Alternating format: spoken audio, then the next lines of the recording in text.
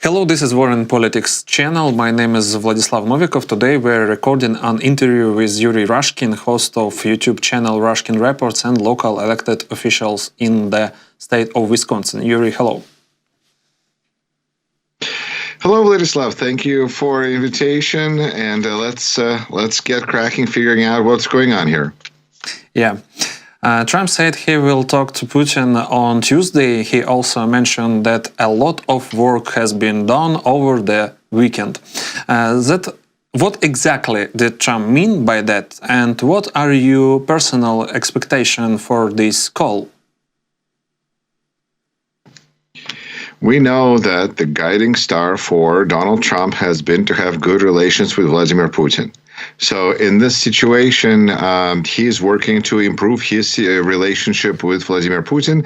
And honestly, it appears that Vladimir Putin wouldn't mind improving the relationship with United States and Donald Trump either. And it looks like what they're trying to do right now is to do a little dance called How to Get Ukraine to Effectively Surrender, while Donald Trump gets, and perhaps Vladimir Putin too, gets a Nobel Peace Prize. So that on one hand, Ukraine is left defenseless, but at the same time, American president and Russian president can claim victory because the war, as they call it, or immediate hostility may have ceased for the moment, and therefore, at least these two men in their mind are clearly deserving and worthy of Nobel Peace Prize. In the process of this dance, people that are looking at this from the outside may seem a little confused by some of the movements of some of the dancers involved, because it may seem like sometimes Keith Kellogg is not included in the delegation, or it may seem that Donald Trump sounds like he's threatening to put some kind of tariffs on Russia, or Marco Rubio can say if Russia disagrees, we'll know who the impediment to peace is. But in the end, we see that everything is moving in the same direction, that Russia and United States, currently the governments, are moving in the same direction, which is to put Ukraine in a position where it has to agree to a so-called peace on very unpalatable terms for Ukraine. And so far, there hasn't been any pressure put on Russia, which is an indication to some that Donald Trump is an inept in negotiations. But for those that think that Donald Trump is working against the interests of the United States, against the national security interests of the United States, and really mostly to help Russia, all of these decisions and movements by the administration seem quite logical, if not predictable, because Donald Trump is going to attempt to rehabilitate and pardon Vladimir Putin and Russia and his whole regime as much and as quickly as it is possible, while at the same time arguing with former President Biden's ability to issue pardons, but that may be a separate conversation. Nonetheless, Donald Trump is, I guess it is part of the story, because Donald Trump is embracing political attacks on his political opponents, which is so Russian, really, when you think about it. So that's another indication of how closely the current administration is aligned with the Russian administration. As far as what any particular thing that can happen during this call or this meeting or that meeting, on one hand, we see that half of them do not occur, but on the other hand, we now have a strong perception that America, as far as its president and Putin, have a strong relationship. That message has been, I feel, conveyed very thoroughly to us, to the point that now majority of Americans disapprove of how closely our president is aligned with Russia and Russian policies, in part because of what's happening with Ukraine, but not just because of what's happening with Ukraine. So Donald Trump is going to show that he has meetings or constant contact with Vladimir Putin. I'm sure that he is on that White House is now on the constant contact. It reminds me of a business that specializes in newsletters. I'm sure there's a newsletter that's comes out from Kremlin that is now received regularly in the White House, and our director of national intelligence can put it in a form of a briefing for the president. So they're all on the same page. It's just that Europe and Ukraine ended up being left outside of that room. But perhaps that's not the room where the actual decisions are being made. That's where people are dividing things that they do not own. Russia and America, United States, arguing about what it doesn't belong to them, such as Ukraine or Europe or other parts of the world. But that's the process that unfortunately we have to live through, because we are dealing with people who have no understanding of consequences for their actions. And until there are consequences for Putin and for Trump, they're going to keep pushing their line of thinking, trying to say that white is black, black is white. And if you disagree, then I guess you're crazy. But I think reality is going to prove their realism wrong. Okay, Yuri, but we have another important question. Trump mentioned he'll discuss territorial issues and control over the nuclear power plant with Putin. Yesterday, Waltz suggested some territories might be exchanged for security for Ukraine, but Ukraine firmly rejects giving up any territories. Could the US really be considering trading parts of Ukraine's sovereign land? Well, it depends. If Ukraine is part of the United States, then I suppose yes, but I don't see United States trading Alaska to Russia for good relations, even though Russia would be very happy to get Alaska back. So I don't think that we're talking about realism here, or realistic or reality here. We're talking about what's happening in the minds of people who feel like they own the situation. And if it is truly so, and that is what's going to be happening, then Putin is getting everything he wants. And B, where is the pressure from the United States on Putin of any sort? Because even the statement about security guarantees, I'm afraid that all Ukrainians, when they think of security guarantees from the United States, think of Budapest Memorandum and think of security guarantees that memorandum or agreement was supposed to give, at least as far as Ukrainians believed it did. They felt that they were now under protection of the United States and other nations that signed Budapest Memorandum. And the United States, we felt like maybe this was, I don't know, an important political document or something, but it certainly didn't seem to carry the level of guarantee that Ukrainian people expected from the United States. And so now, when the United States is offering guarantees, yes, on one hand, that's all Zelenskyy seems to be talking about is guarantee, guarantee, guarantee. You know, like he's buying a tape deck and then he would like to get a 2-year protection. You know, tape decks may not be available in 2 years, but that's a different conversation. So demanding guarantees from Donald Trump also is a very questionable idea, because the guarantee, it's just two incompatible ideas in the first place. And in addition to all of this, if United States wants to be considered a respectable player, if we're talking about cards, then you got to show that you have some cards that you're willing to use, not just to help Russia, but also to help Ukraine.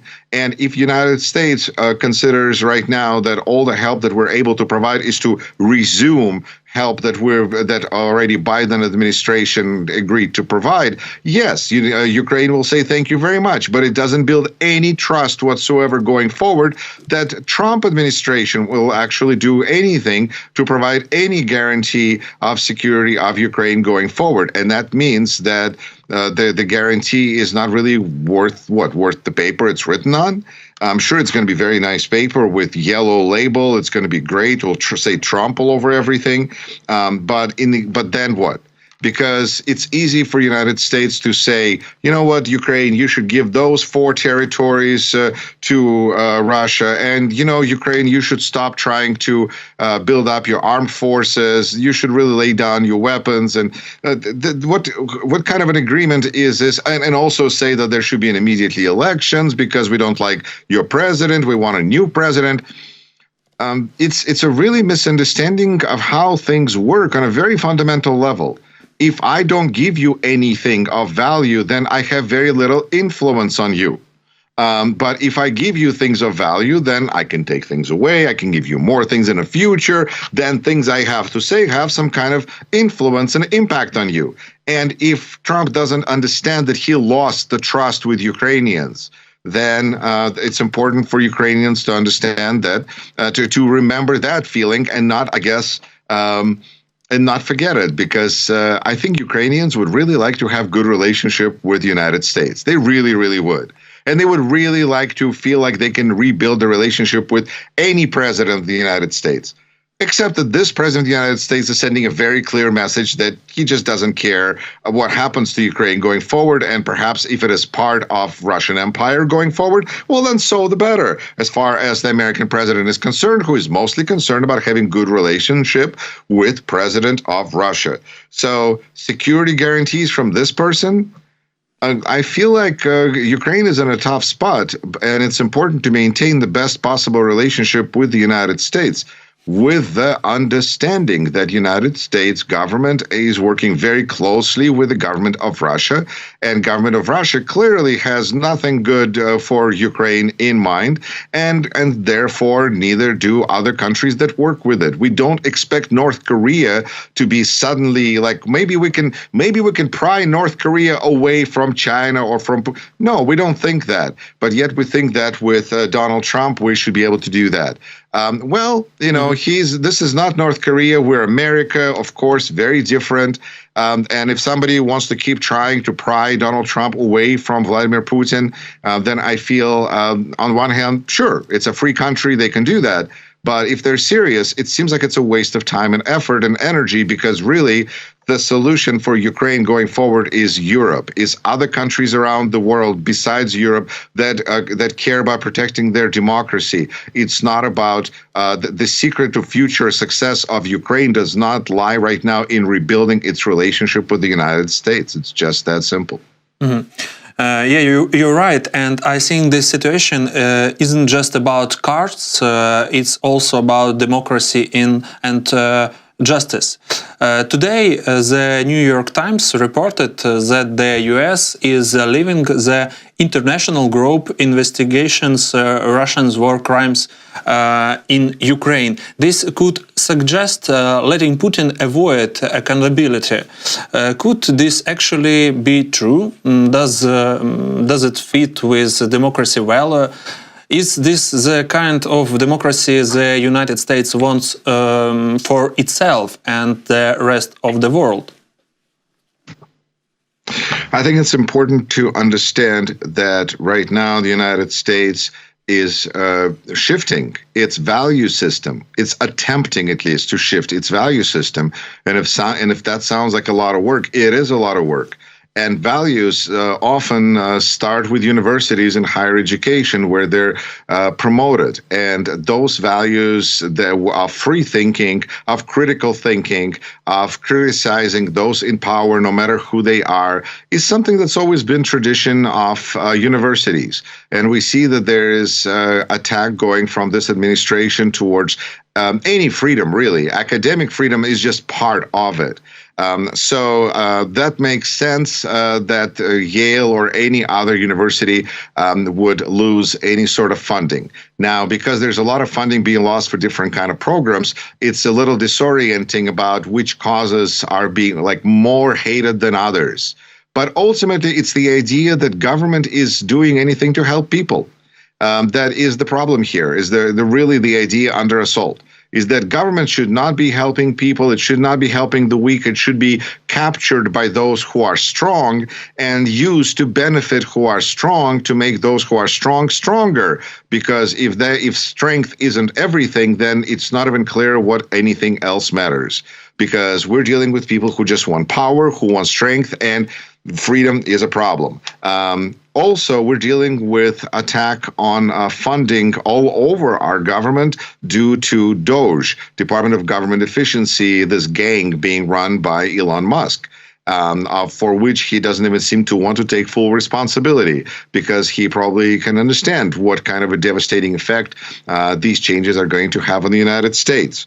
And so there's lots of different research that is being destroyed right now. This is almost like having Luddites running around and crashing the machines because they're against technology. Well, it kind of sort of is, but when we have people who are opposed to vaccines and instead they would rather, I don't know what they would rather do. I don't think they would rather die. But reality, again, conflicts with their realism. And this is where people maybe feel like they're doing things for the right cause, but they're not getting the right effect. And Yale and Ukraine and the research and destruction of our government are all interconnected, but I don't know to what extent this is a direct attack on Ukraine and more of a just general attack on everything that makes any sense, such as tracking military crimes, war crimes that Russia commits, and trying to help children who have been kidnapped reconnect with their families, and whatever else Yale or any other project does. Right now, we're just days out from the essentially death of American broadcasting overseas, Voice of America, Radio Free Europe, all of those institutions, and I insist that those are institutions, have been effectively silenced. And we in the United States don't even understand the impact that this has all over the world. Mm-hmm. It's just incredible this is where our ignorance is again playing against us, because if you tell American Voice of America, they're like, I don't know what that is. It's not ABC, it's not CBS, VOA, what is that? But as far as people around the world are concerned, Voice of America is Voice of America. And if we don't have voice, then we've been silenced. That is the oddest thing, considering that we've been broadcasting. Voice of America has been broadcasting, I believe, for over 80 years. This is the first time they've been silenced. Nobody else was able to silence them until Putin and Musk and Trump were able to push that idea through, all thanks to American voters who decided that, that getting fascist government was worth potentially saving 20%, on discount on some goods or other. And of course, in the end, when we bring these types of people to power, we're not going to get a discount. We're not going to get cheaper anything, because in the end, all of this leads to war and catastrophe. And the only question is, will there be World War III, to which our government is driving the train right now as fast as they seemingly can? Or will the people of the United States in some way rise up against this and respond in ways that are unpredictable? Because the damage that is being done to our country right now is really unpredictable, although I suppose it could have been foreseen, because it is Project 2025. It is what Kremlin wants. I guess it's just 2 + 2 = 4. Mm-hmm. Yuriy, Zelenskyy says Russia doesn't want peace, even after the US offered a proposal. But it seems like Trump's administration isn't listening to him. Is anyone paying attention to Zelenskyy? US Secretary of State Rubio called talks with Russia promising. And Witkoff even said Putin shares Trump's philosophy. What's going on here? A couple of things. First of all, it's important to understand that when different people say loaded words, such as word peace, they mean different things. And to Putin, word peace means capture of Ukraine. And to Trump, peace means capitulation of Ukraine to Putin's demands. And to Zelenskyy, peace means some kind of guarantee of future stability for his country, which is why he's willing to step down if his country's stability is guaranteed in the future by its acceptance, for instance, acceptance to NATO, which is a statement that Zelenskyy made, and it fits with his view that he's trying to secure future safety for his country, and he's willing to sacrifice his position if that will bring the desired result. But if the desired result is not being brought and all is being tried to accomplish is just destruction of Ukraine electorally, diplomatically, economically, politically, in every possible way, then what is the point of him resigning? What is the point of him not running for election? Now, it is important to notice that Canada which is not at war and is a totally separate country from the United States, how did they handle the situation and attack that they faced right away? Well, they saw their prime minister resign, and essentially, effectively, and they staged elections. At elections, we saw that Mark Carney, person vehemently opposed to Trump's policies, ended up winning, while that side of political equation was doing rather badly prior to Trudeau saying that he was going to leave. So, being able to leave and allow the country to reform and to center around another person may work. On the other hand, we saw what happened in the United States, where Joe Biden stood down and Kamala Harris took over his place, and that, well, we know how that ended. So there's a situation where all Ukrainians can do is they can look at experience of everybody else. They can look at their own experience and, get fooled once, shame on you, get fooled twice, shame on me. So that's, I think, is a challenge that is there for every people. But I think Ukrainians need to understand that their president is somebody they can be proud of. Because I think Zelenskyy, for all the things that I've disagreed with him, for all the specific decisions that I can argue with him till I'm blue in the face, I feel that he's shown amazing courage and the quick wit and quick thinking on his feet. And of course, maybe that's why next time, should he ever meet with Donald Trump again, there should be an interpreter so that Vladimir Zelenskyy can't quickly reply to things that perhaps he understands and can reply quickly, because he has the comedic improv upbringing. I mean, that's his background. So he's a quick thinker on his feet. Good for him, except that he's very courageous. And in this situation, when we're dealing with Donald Trump, courage is helpful and required. But it also requires a certain level of wisdom, of understanding that you're dealing with a person with an incredibly fragile ego. On the other hand, I am incredibly thankful to Zelenskyy for helping us see what Donald Trump really thinks about Ukraine, really thinks about Zelenskyy, really thinks about the situation, as well as J.D. Vance. I think that Zelenskyy is kind of like a reveal agent, where by responding to him, other people open up. He's almost like a Scooby-Doo that shows up and just pulls the mask off the villain. Scooby-Doo, where are you? Okay, and a few words about money. Trump keeps changing import tariff almost every day, adding new ones, canceling old ones, or raising them again. He's even risking hunting neighbors and making life tougher for Americans just to win his trade war. Is this really worth it, or is it still too soon to tell? How do Americans actually feel about all this?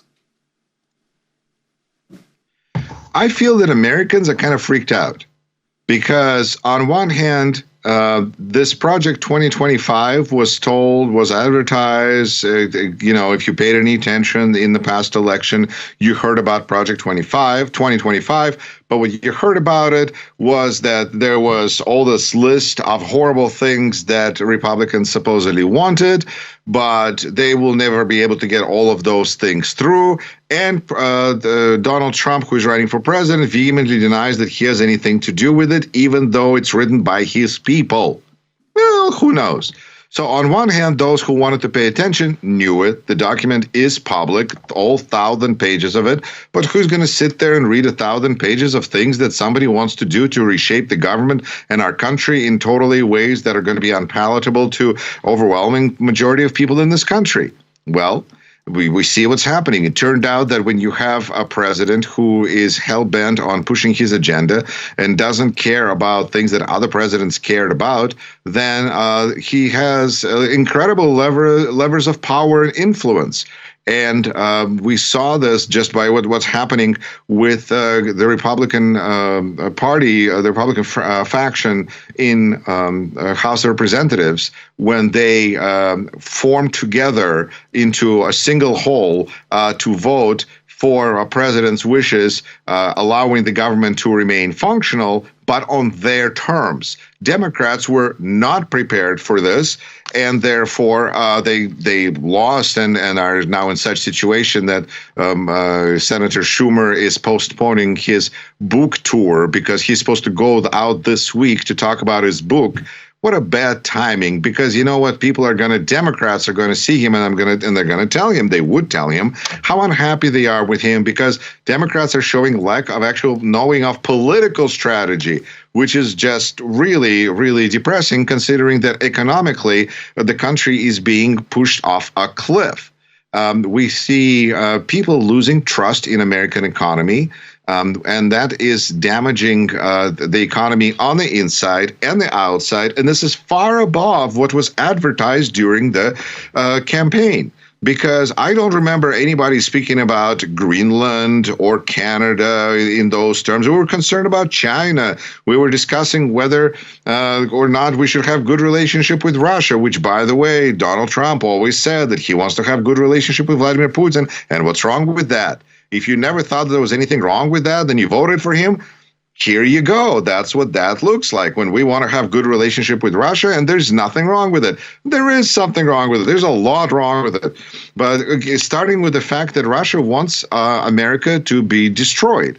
And right now, we are doing it practically with our own hands, choking ourselves and showing to everybody else that money should be invested right now elsewhere. And this is what investors feel. This is what people in the country feel. It's kind of ironic because there's a discussion about how we need to have boycotts. Because, Americans, consumers, we're always like, this business is supporting this terrible cause, so I'm not going to support this terrible business. I'm going to vote with my money. That kind of thinking. It's so American. It's wonderful. But the point is that we want to punish people for their actions with our dollars. And that's there's a lot of discussion. Does it actually make any sense? Is it just like children's games? Because it sends a very small message, but really insignificant unless it is sustained. But what we're seeing right now is like a natural boycott of economy, where people are boycotting the idea of spending their money. They're just afraid that they don't know what's going to happen. Should they look for a new job? Should they be sitting with a job? If they're somehow connected to the government, which means that they are very vulnerable now, do you think they're going to go out on a long vacation, spend lots of money? They're probably going to hold on to their money and see what happens. And that's what everybody is doing, looking at Donald Trump. I think institutionally, statewide, every investor, I think right now is either looking for, I would imagine, an opportunity to make quick money in different places, speculation, or wait until we see what happens. I think Warren Buffett is actually right now liquidating his real estate empire and hoarding cash, which is another indication that this is not the time to be active in the economy, in a capitalist economy of the United States. And we'll see what consequences this will have, because this is really the purpose of this is to send a message to Trump voters that they really made a big mistake by voting for this person, and now we're all paying the price, including them. Mm-hmm. If they feel like the price is too high and they would like to hold somebody responsible, and it's not Joe Biden, it's not Canada, it's the person who is actually in the White House, who is controlling Senate and House of Representatives, and who has heavy influence over Supreme Court, Donald Trump. If people just kind of focus their attention that way, then that will really play into the hands of those who would like to replace Donald Trump with J.D. Vance or somebody else who is even more palatable to the heavy investors, techno-billionaires, techno-autocrats standing behind a throne. So this is a situation where it's not exactly clear what is a happy ending here. But I guess we just have to keep swimming. Just keep swimming. Yuriy, thank you for this conversation. And viewers, don't forget to subscribe to Yuriy YouTube channel and War and Politics YouTube channel. Yuriy, thank you and see you soon. You're very welcome. I'm glad we managed to work a couple of cartoon references into this conversation with Finding Nemo and Scooby-Doo. I think, there's got to be something good that will help us in American culture, that will help us get out of this darkness and mess that we got in. Maybe humor, maybe cartoons.